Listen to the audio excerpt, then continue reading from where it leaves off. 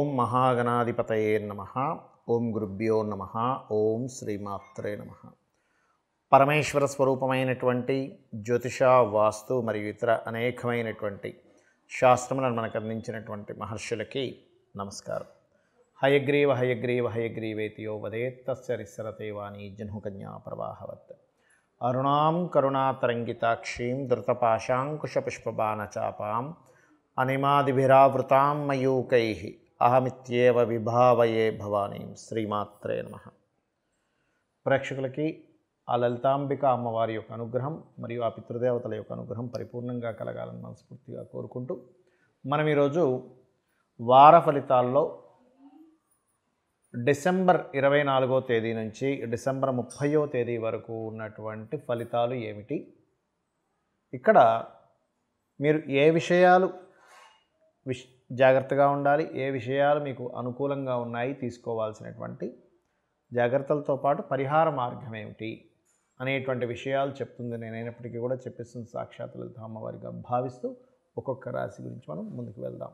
అదేవిధంగా గ్రహస్థితి ఏ విధంగా ఉంది అనేటువంటి చూసుకోవాలి. ఇక్కడ గ్రహస్థితిలో ఎటువంటి మార్పులు జరుగుతున్నాయి. మనకి మేషంలో గురువు వక్రించున్నాడు, కన్యారాశిలో కేతువు, తులారాశిలో ఉన్నటువంటి శుక్రుడు 25వ తేదీ నుంచి వృశ్చికంలోకి మారుతున్నాడు. అలాగే ఈ వృశ్చిక రాశిలో ఉన్నటువంటి కుజుడు పర్టికులర్గా వృశ్చికం నుంచి 29వ తేదీ, అంటే ఈ 28వ తేదీ 29వ తేదీ ఈ గ్రహాల యొక్క సంబంధం ఏంటంటే పర్టికులర్గా ఈ కుజుడు అందులోకి వెళ్ళడము, ధనస్సులోకి వెళ్ళడము, ధనస్సులో వక్రించి రవితో ఉన్నటువంటి బుధుడు వక్రించుకుంటూ వెనక్కి రావడం అనేటువంటి జరుగుతుంది. సో ఈ యొక్క కాంబినేషన్ ఏమవుతుందంటే శుక్రుడు బుధుడు కలుస్తున్నారు వృశ్చికంలో. అలాగే మరొకటి ఏంటంటే దీంతోపాటు కుంభంలో శని యొక్క సంచారము, మీనంలో రాహు యొక్క సంచారం జరుగుతుంది. మరియు చంద్రుడు వృషభం నుంచి కర్కాటకం వరకు సంచరిస్తున్నాడు. కావున ఒక్కొక్క రాశి వారికి, ముఖ్యంగా లగ్నం వారికి, లగ్నం తెలియని వారి రాశి నుంచి చూసుకోండి. ఒక్కొక్క రాశి గురించి మనం ఇప్పుడు తెలుసుకుందాం.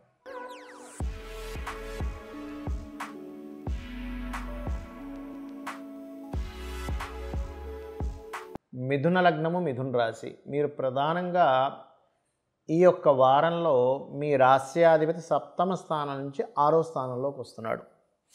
అదీ కాకుండా 6లోకి శుక్రుడు 25వ తేదీ మారుతున్నాడు. కాబట్టి మీరు ప్రధానంగా తీసుకోవాల్సినటువంటి జాగ్రత్త ఏమిటి ఈ వారంలో అంటే స్త్రీలతో, అంటే ఆడవారితో పొరపాటును కూడా శత్రుత్వం అనేటువంటిది పెట్టుకోకండి. ఇది చాలా ముఖ్యమైనటువంటి అంశము. రెండవది, ధన సంబంధించినటువంటి విషయంలో చక్కటి ఇంప్రూవ్మెంట్స్ ఉన్నాయి, దానికి ఏమీ కంగారు పడాల్సిన అవసరమే లేదు. జీవిత భాగస్వామితోని లేదా పార్ట్నర్స్తోని తెలియని ఈగో రిలేటెడ్గా కొంత ఇబ్బంది వస్తూ ఉంటుంది. మిథున లగ్నం లేదా మిథున రాశి గుర్తుపెట్టుకోండి. ఈగో, అనవసరమైన గొడవలు ఎంటర్ అవుతూ ఉంటాయి. లేదా సిబ్లింగ్స్తోని వ్యాపార సంబంధించిన విషయాల్లో సిబ్లింగ్స్తో చిన్న ఘర్షణ, గొడవలు వస్తూ ఉంటాయి. అలాగే 4వ స్థానం, ముఖ్యంగా ఇక్కడ విద్యార్థులు కొన్ని విద్యా సంబంధించినటువంటి నిర్ణయాలు తీసుకునేటువంటి అంశంలో కాస్త జాగ్రత్తగా ఉండాలి. పెద్దవారు ఏదైనా ఒక ప్రాపర్టీ తీసుకునేటప్పుడు ఆ ప్రాపర్టీ ఏదైనా లిటిగేషన్స్ ఉన్నాయా, డాక్యుమెంట్స్ సరిగ్గా ఉన్నాయా లేవా, అక్కడ ఏదైనా వాస్తుదోషం ఉందా అనేటువంటిది ఖచ్చితంగా చూసుకోండి. ఇక రుణాలు ఖచ్చితంగా లభిస్తాయి ఈ సమయంలో. అంటే లోన్స్ కోసం ఎప్పటి నుంచో ట్రై చేస్తున్నానండి, నాకు లోన్ రావట్లేదని బాధపడేటువంటి మీకు ఇది సరైనటువంటి సమయం, అందులో ఎటువంటి సందేహం లేదు.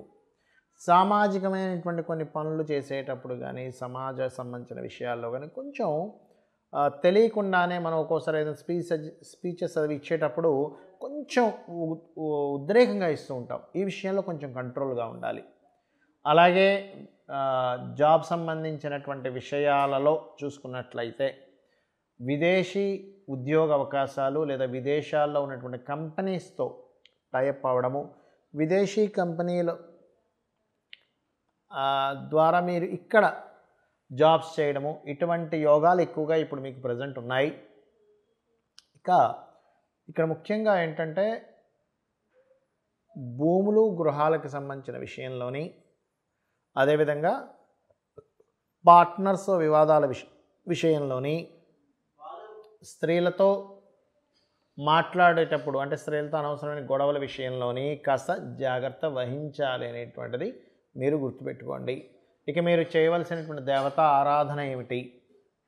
ఇలాంటి కండిషన్స్లో ప్రత్యేకంగా విష్ణు సహస్రనామాలు కానీ లలితా సహస్రనామాలు కానీ శ్వాసతో చేయండి. అంటే ఏంటి, ఇలా మనం లాగుతుంటుంది చూసారా, శ్రీమాత శ్రీ మహారాజ్ని శ్రీమత్ సింహాసనేశ్వరి అని మనసులో అనుకుంటున్నారు అనుకోండి, ఈ కుడి ముక్కు నుంచి లాక్కుంటారు, మళ్ళీ మూస్తారు.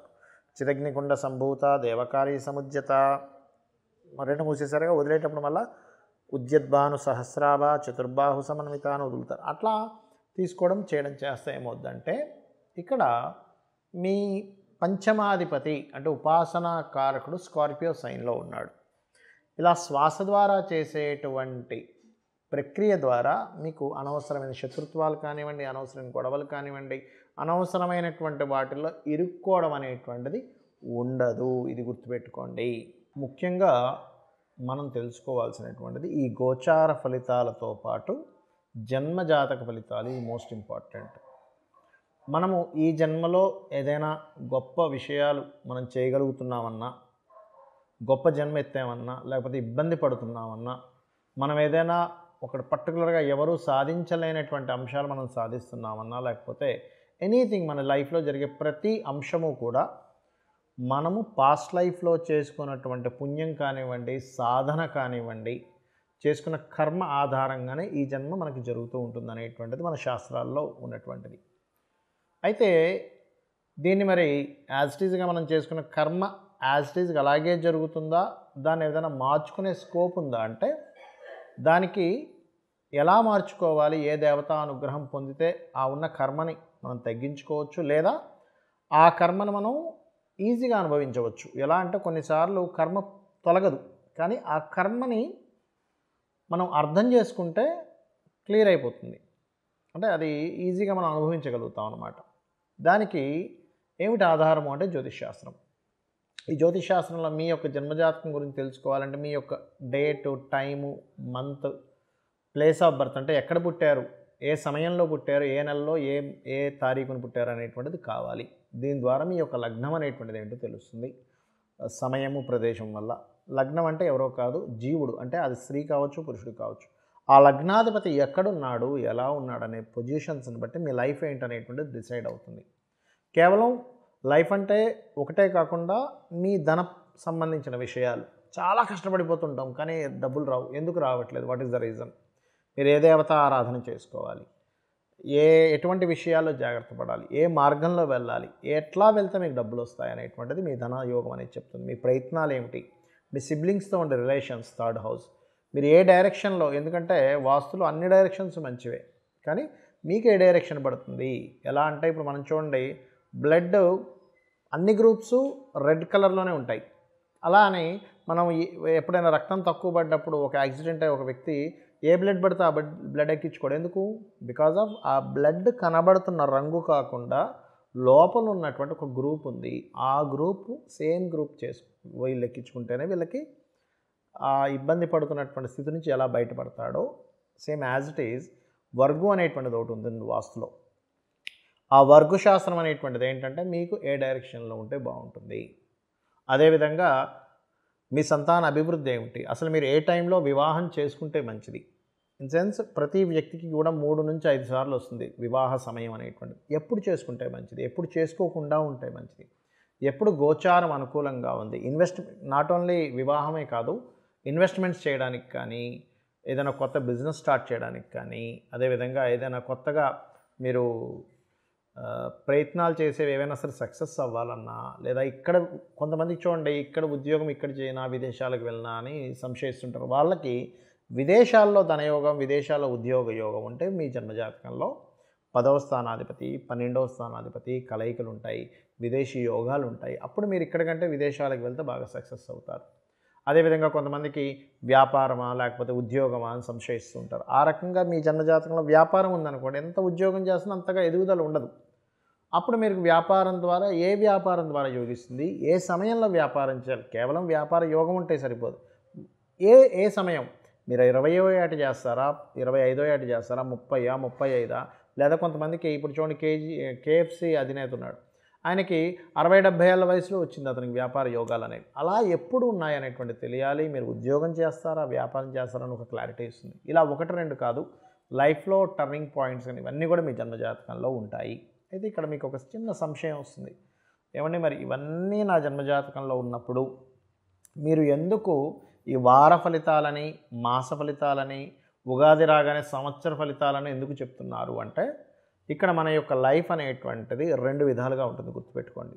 ఒకటి, మన నిర్ణయాలు, మన ప్రయత్నాలు, మన ఆలోచనలు ఒకటైతే, మన నిర్ణయాలతోని, ప్రయత్నాలతోని, ఆలోచనతో సంబంధం లేకుండా వాతావరణము, టైము, అదేవిధంగా కొన్ని బయట ఉండేటువంటి కొన్ని క్యాలిక్యులేషన్స్.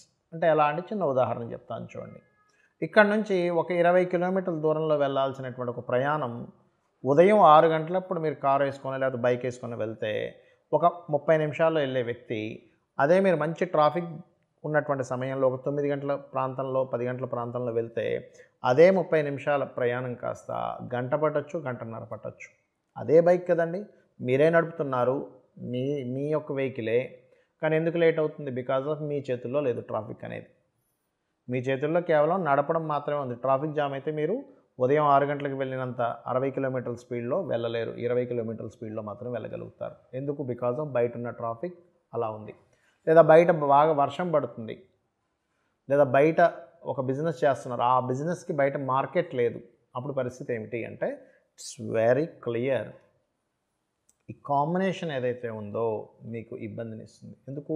బయట ఉన్నటువంటి సిచ్యువేషన్స్, బయట ఉన్నటువంటి వాతావరణం, బయట ఉన్నటువంటి కండిషన్ మీకు మ్యాచ్ అవ్వట్లేదు.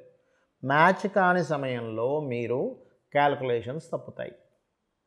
అదేవిధంగా మీ జన్మజాతకంలో ఒక యోగం ఉంది, కానీ బయట ఉన్నటువంటి గోచారం దానికి సపోర్ట్ చేయట్లేదు. అప్పుడు మీరు చేసేటువంటి పని దానికి కనెక్ట్ అవ్వదు. అది బాగుందో లేదో చెప్పేదే ఈ గోచార ఫలితాలు. అంటే ఇప్పుడు మీరు ఈ విషయంలో జాగ్రత్తగా ఉండండి, ఈ విషయంలో ఇవి అందిపుచ్చుకోండి, ఈ విషయంలో బయట గోచారం ఇలా ఉంది అంటే ఈ సమయంలో వెళ్తే ట్రాఫిక్ జామ్ ఉండదు కాబట్టి మీరు వెళ్ళగలుగుతారనేటువంటి ఇన్ఫర్మేషన్ ఎలా ఉందో, ఈ సమయంలోనే మీకు ఫ్లైట్ టైంకి ఉంది, ఇప్పుడు వెళ్తే మీరు ఫ్లైట్ అందుకోగలుగుతారని ఎలా ఉంటుందో, ఈ సమయంలో మార్కెట్ ఇది డిమాండ్ ఉంది కాబట్టి మీరు ఈ బిజినెస్ చేస్తే బాగుంటుందని ఎలా ఉంటుందో, సేమ్ యాజ్ ఇట్ ఈజ్ గోచార ఫలితాలు కూడా అంతే అని మీకు అర్థమైపోతే ఆస్ట్రాలజీ ఎందుకు చూపించుకుంటున్నాం అనే విషయం మీకు అర్థమవుతుంది. ఈ విషయాలు మీరు తెలుసుకొని ఆ యొక్క అమ్మవారి యొక్క అనుగ్రహాన్ని మీరు పరిపూర్ణంగా పొందాలని మనస్ఫూర్తిగా కోరుకుంటూ శ్రీమాత్రే నమః.